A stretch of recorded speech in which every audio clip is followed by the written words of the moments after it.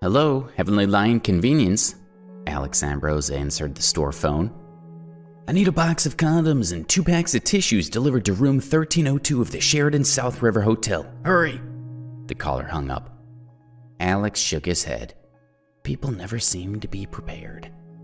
He packed the required items, put on a raincoat, and rode his electric bike toward the Sheraton Hotel on the southern side of the river.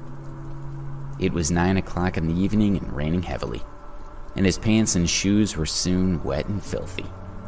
Luckily, the merchandise was still dry, but he didn't dare delay any longer, so he hurried toward the hotel. When he arrived at room 1302, he knocked on the door and it was opened quickly. Hello, here's your... Alex was stunned into silence. The woman in front of him was none other than his girlfriend, Kathy. She was dressed in a white robe, with her long, dark, wet hair draped over her shoulders. The scents of shower gel and shampoo assaulted his nose. Kathy, what are you doing here? He stared at her in disbelief, still feeling dazed. What are you doing here? Kathy asked. Her heart skipped a beat, and she took a small step back into the room. Her mind went blank and then started to spin. What's wrong? Another guy walked up to the door, wearing a robe and slippers, and Alex immediately recognized him. You dare to touch my girl? Alex couldn't suppress the anger welling up inside him, and he started moving toward Billy, determined to teach him a lesson. Stop! Kathy stepped in front of Alex. After a brief burst of panic, she had managed to get back a bit of control. Since her boyfriend had already discovered her betrayal, there was no point in trying to hide it now. She looked directly at him. Alex, we need to break up. Break up? Alex was stunned. He stared at Kathy with wide eyes. Kathy, we've been together for more than a year. Are you going to break up with me now? Yes, we need to go our separate ways. She kept steady eye contact with him and spoke with a strong sense of resentment. Are you surprised? You have no money, Alex. You can only barely afford the cheapest essentials. We never have anything nice. As long as I'm with you, people will always be laughing at me. And that just isn't the life I want. I'm too good to be living in poverty like this. I was too naive when I was in my freshman year, and I let myself get tricked into being with a loser like you. She hugged Billy's arm and said to Alex, Billy is my boyfriend now. From now on, I want nothing to do with you. Don't bother me again. Well, seems like you're just her good-for-nothing ex now. Billy looked at Alex with a provocative smirk. Alex, standing there in a raincoat with mud stains on his pants and shoes, felt like Kathy was right. He was a complete loser. Billy took the plastic bag from his hand and took out the box of condoms. He waved it at Alex and laughed as he said, I'm staying in a nice hotel, having my girlfriend's ex bring me condoms, and you're single. Sure was good of you to help me out. Why are you still here? Kathy scolded Alex. Nah, it's good that he didn't piss off. Maybe you want to see me beat him down, huh, Kathy? Gotta give a lady what she wants, Billy sneered. Alex felt utterly defeated. He slowly turned around and walked out of the room. Bro, you're not even taking the money? Nice. I get a girlfriend and a gift. Billy felt great watching Alex slumped, dejected posture as he closed the door behind him. When Alex left the hotel, it was raining even harder than before. He took off his raincoat, allowing the cool rain to drench his entire body and help clear his head. Kathy had discarded him because she believed he had no money. Losing such a materialistic woman should be something to rejoice over. So why should he be sad? Bzz, bzz. His phone vibrated in his pocket. Alex took it out and glanced at it. But when he saw the number, he stopped walking. His entire body was shaking as he read the text. After a review, the Ambrose family has decided that their son Alexander has met the conditions required for entitlement to his inheritance. From today onward, control of his property will be returned to him. The bean-sized raindrops plopped onto the screen, causing the text message to gradually become blurry. Alex's mind began to spin. Not for this message, Alex would have almost forgotten his identity as a super rich kid. Over the last 7 years, his family had been assessing him, withholding his fortune until they were satisfied he met their draconian conditions. And now, finally, it was over. Everything that rightfully belonged to him was finally his to claim. Alex woke up early the next morning and drove to the city. In a great mood, he got out of his car and went straight to the Metro Skybank, right in the heart of the wealthiest part of the central business district of New York. Various luxury cars were parked around the bank. The people walking in and out of the surrounding plaza were all rich. It was obvious from their clothing and demeanor.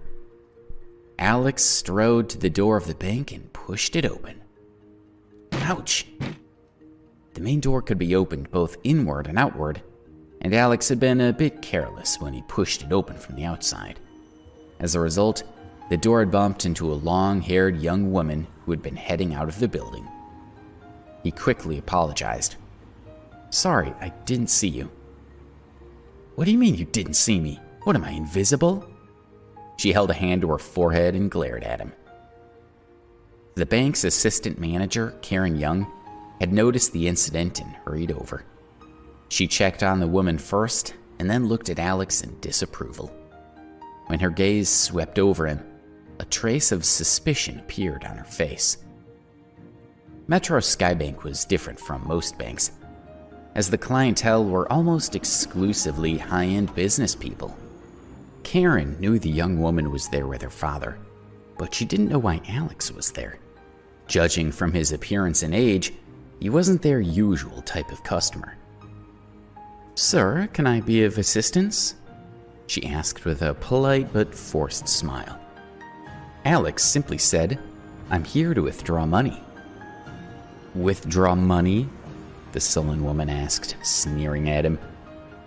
"Do you have a card?" Karen asked, continuing to smile politely. Getting a Metro Sky Bank card was not easy. $1 million of savings was the minimum requirement to qualify. Karen felt certain that the man in front of her couldn't have much experience with the bank and wouldn't know their rules. Perhaps he had thought that other banks' cards could also be used here. "No," Alex replied, shaking his head. The woman he had accidentally hit with the door couldn't help but giggle when she heard his honest reply. He wasn't worth any more of her attention. "Let's go." Her father had walked up, still arranging the documents he was carrying. "My dad and I are leaving." The woman shook Karen's hand and then looked over at Alex. "Miss Young, having someone like this around could damage your bank's image and upset your customers. I hope this will not happen again." With that, she took her father's arm and opened the door. "Take care, Mr. Scott." Karen followed them out a few steps, watching as they got into a car and left. Turning around, she headed back inside, having made up her mind to encourage Alex to leave as soon as possible. There was no one standing where Alex had been. "Oh, where's he gone?" she wondered. Was it possible that the kid had been embarrassed and had quietly slipped away? She felt relieved at the thought. Then, just as she was about to go back to work, she caught a glimpse of someone out of the corner of her eye. "There's the brat. No wonder I didn't see him at first," she thought. He had already reached the entrance to the VIP lounge, and a pillar had blocked her view of him. The VIP room was only for high-status customers who were worth at least $30 million, and this young man had admitted that he didn't even have a card. If she let him get through, she would be in trouble with her boss. "Stop! Don't move!" Karen yelled, feeling desperate. The other customers all looked around at her, obviously annoyed by her shouting. She could only smile apologetically as she walked quickly toward Alex. But he had already walked through the lounge, opened the door to the VIP room, and stepped inside. Does he have no shame? Karen hurried after Alex with a look of chagrin on her face. She tried to open the door to the VIP room, but it had been locked from the inside. Hello? Inside the VIP room, Robert Miller, the bank manager, was leaning against the sofa, looking at his phone. When the door suddenly opened, he quickly sat down and hid his phone away. Normally, when a VIP was coming in, Karen would notify him in advance. As the customer manager, he was responsible for 31 VIPs, and he knew them like the back of his hand. He immediately began to launch into his normal professional greeting, hoping to undo the poor impression he'd made by slouching against the sofa. But when he saw Alex, his expression froze. He was certain that Alex was not one of his VIPs, nor was he a relative of one. May I ask who you are? Robert asked, looking at the young man, who appeared to be around 20 years old. Robert had no idea who he was. Alex got straight to the point. I'm here to get my money. You have one of our cards? Robert asked, suspicious of Alex's calm expression. No, Alex admitted frankly. Robert was relieved to seemingly be proven right, but even more confused. Access to the VIP room required a minimum worth of $3 million, but this man didn't have any money. Why was he so composed? I'm sorry, sir, we can't give out money without a card. Do you require anything else? He's crazy, Robert thought. Why on earth did Karen let him in? I'll have to speak to her about this at Monday's meeting. You have fingerprint recognition here, right? Alex suddenly asked. The fingerprint ID system at the bank was for the wealthiest families and businesses to use.